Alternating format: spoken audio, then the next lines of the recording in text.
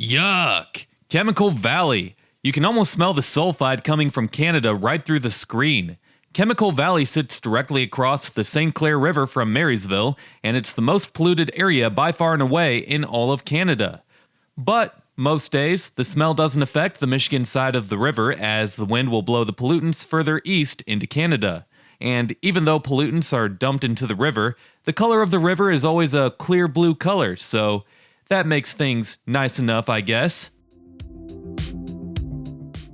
Well, I begin the video on the southern edge of Port Huron, not that far from Marysville. If you enjoyed this video, do me a favor and be sure to drop a like, comment, and subscribe if you haven't already, as doing all of those things helps these videos destroy the evil monster that is the YouTube algorithm. Also, make sure to hit that notification bell so that you can be notified every time that I upload a new video. If you enjoyed this video, then you might enjoy checking out some of the featured playlists on this channel. Videos with amazing insights on other places like what you'll see here can be found in my Michigan playlist or in my USA Small Towns playlist. Last but not least, if you can't get enough of me on here, you can always go follow me on my other social media accounts, and those links are below.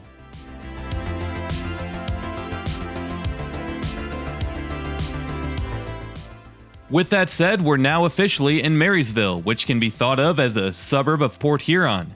There is no downtown area of Marysville, as it's more so made up of a bunch of residential subdivisions with your typical chain restaurants and retail off of the main drags, hence being a suburb of Port Huron. Over by the river, there's some industrial warehouses and such, and outside of that, there's not much else to it. It's really just a place to live, and not a bad place to live at that.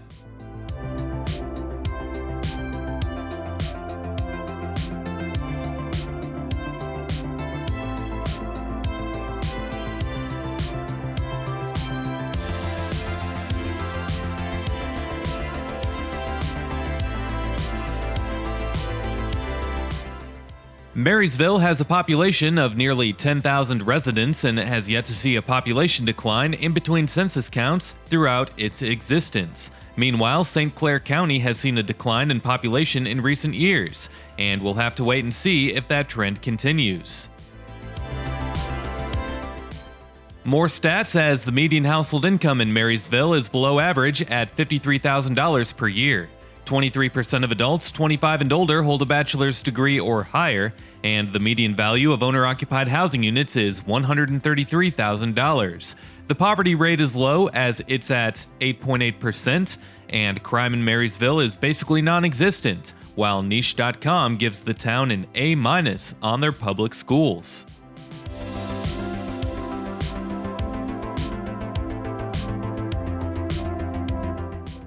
This is your typical suburban main drag, if you will, as it has plenty of your common fast food and retail chains, but all in all, the stats show that Marysville is one of those ideal small towns to live in. People from all around this country keep saying that they want to live in a nice, safe, and affordable community. Marysville appears to be just that.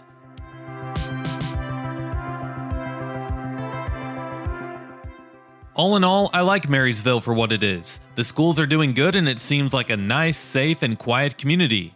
It's also not too far from downtown Port Huron or some of the underrated beaches along Lake Huron to the north.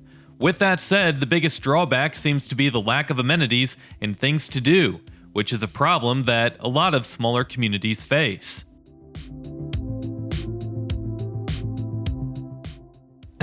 I don't know about you, but for me, a KFC, Burger King, and McDonald's along with a few auto parts stores off of the main drag doesn't cut it. With that said, one thing that I think Marysville could use is a downtown area. Sure, the trend of online shopping has killed a lot of retail throughout this country, and we're seeing fewer small businesses because of it, but more often than not, these new town centers actually turn out to be pretty good. One guarantee is that if it's done right, the building space will be more attractive, and companies will be more likely to lease out of a well-designed, new building rather than a store that was built in 1983 near the interstate exit that needs renovated and has a leaky roof. That goes for both retail and restaurants.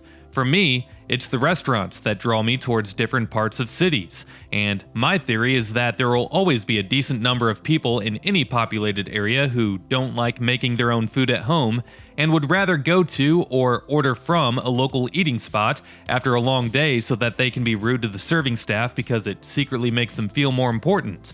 Or maybe they just want a good spot to go get a drink with some friends.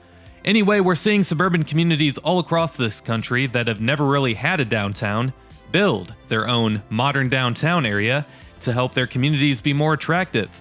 A lot of the times, these cities will call it the new town center or something like that.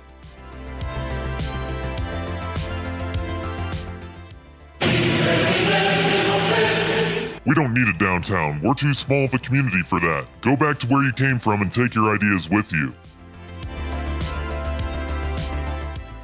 Well, of course you don't need one, but if a local brewery opened up in such a project, I'm sure you'd be bragging to all of your out-of-town friends about it, only to be one-upped by them telling you that their town is up to 3. But anyway, allow me to point out that the town of St. Clair to the south has a nice little downtown area that is doing quite well, and St. Clair is home to half of the amount of people as Marysville. Further south, you have smaller towns like Marine City and Algonac who have nice little downtown areas as well. Look, I'm not saying that Marysville needs a downtown area or a new town center necessarily, and I'm sure that there are plenty of people here that are fine without one, but as of right now, the entertainment district is the Meyer store off of Gratiot and 94, which is overcrowded with the Mountain Dew drinking Hilljack mob and the flannel shirt wearing brigade. And every weekend, it's like watching a parade of pickup trucks coming in and out of the parking lot.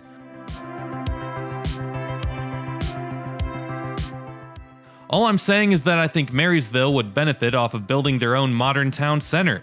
It doesn't have to be huge, it doesn't have to be the Mall of America, just a nice, simple, small, modern town center type of place. Look, I already think that Marysville is a nice place, but I think that one of those would make Marysville an even better place. And there's nothing wrong with being better, people.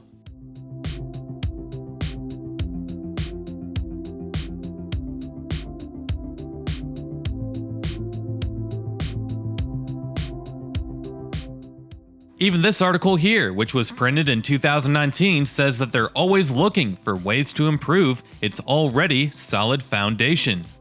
Hey City of Marysville, if you're watching, feel free to use my suggestion. I don't even need the credit for it. You spent $2 million on a new city hall, you can muster up the funds, because you were also bragging about how well your financial standing is. You can start the planning stages at least. Yeah, just a thought, thought I'd help, but hey, if you don't want my help, then no worries, because I'll be leaving town soon, and trust me, I'll never be coming back, because you don't have a downtown area, so I'm gonna go hang out in St. Clair further south. Just kidding, I'm not that entitled. I really just needed something to talk about for this video, because there's nothing else really to say about the place. And that's a good thing sometimes, by the way, if your town doesn't have that much to talk about. The schools are great, crime is low, it's affordable. No doubt that Marysville is a good place overall.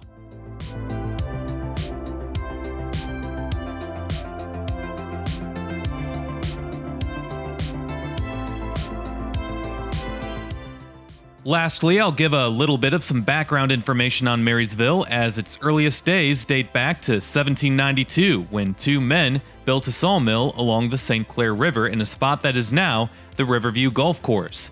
Later on, the 11th mayor of Detroit, Andrew Mack, purchased the sawmill and called it Mack's Place. The name changed to Vicksburg when a man named Edward P. Vickery later came along and purchased some real estate in the area.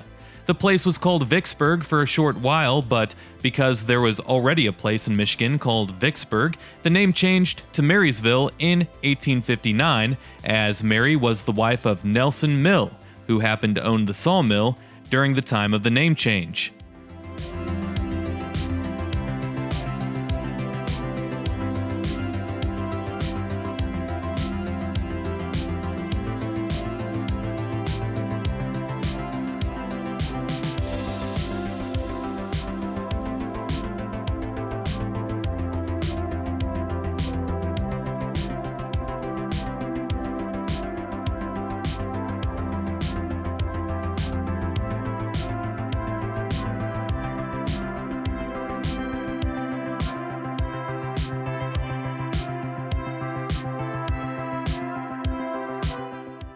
To the right is Marysville High School, home of the Vikings. The school was established in 1942, and among the most notable people from Marysville includes former NHL player Chad Billins, who last played for the Calgary Flames in 2014.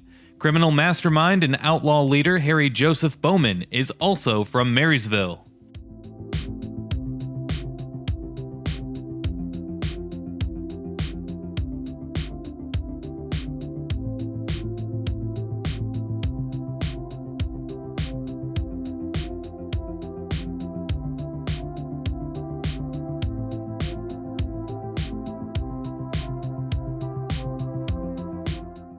All in all, Marysville, Michigan is a pretty solid place. Now, if you don't mind, I'm gonna go get my popcorn and Mountain Dew and watch the parade of pickup trucks driving in and out of the Meyer parking lot, cause, I mean, there's no downtown area here, so what else am I supposed to do?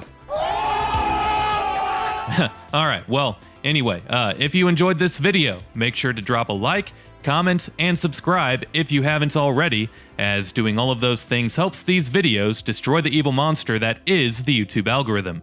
Also make sure to hit that notification bell and select yes so that you can be notified every time that I upload a new video. If you enjoyed this video, then you might enjoy checking out some of the featured playlists on this channel.